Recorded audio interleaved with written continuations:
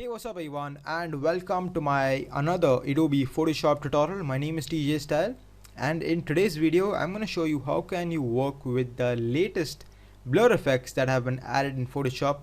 So you need to have CS6 in order to work with this effect, because this was like the latest effect that has been added. So it's like a new plugin or a new feature in CS6 also. So folks, if you have CS5 or 5.5, well, this tutorial is not ready for you. I'm sorry guys. Okay, anyways, so yeah, so say that if you are doing a magazine editing and we want to blur out the full water over here. So what you can do is you can just select your layer, or actually whenever I'm working with effects or filters in Photoshop, I always like to create a copy. So you can just press Ctrl J so that we have a background copy, then go to filter, blur, and these three effects or these three blur effects have been added in Photoshop CS6, and particularly I'm going to work with this effect right now, field blur.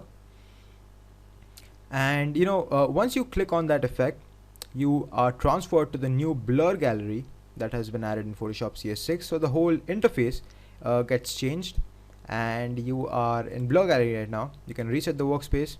I just added a little bit of a panel over there, so it went away.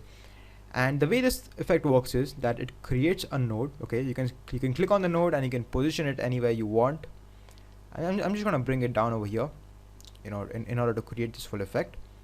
And what I'm going to do is I'm going to increase the intensity of my blur by going to the blur tools, and I'm just going to increase it to somewhere like 30 maybe.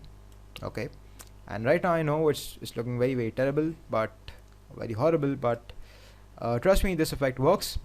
And then what you can do is when you bring your mouse down onto your composition or on your photo, you'll see a small pinpoint like icon, and that indicates that you can add yet another node onto your photograph. So meaning you can have two nodes, or actually multiple nodes. You can see this. I can add one more node, and that will act like a buffer or a transition. Like I'm gonna have a transition now from this point to this point. So you can see, I can just bring this over here. I can reduce or increase the intensity of blur for this node. I'm just gonna bring this down. So what happens is everything above this node stays clear, and everything in the middle of these two nodes gets blurred out. And that's the exact effect that I'm looking for. As a matter of fact, I'm looking for actually a more intense blur. So you can see this. So somewhere like 80 I think looks good, and you can even manually input the number. And once you have finished applying the full effect, you can just click OK. The integer bit, okay, I'm sorry, this full thing was not correct. 80, then you can click OK, and it will generate that for you.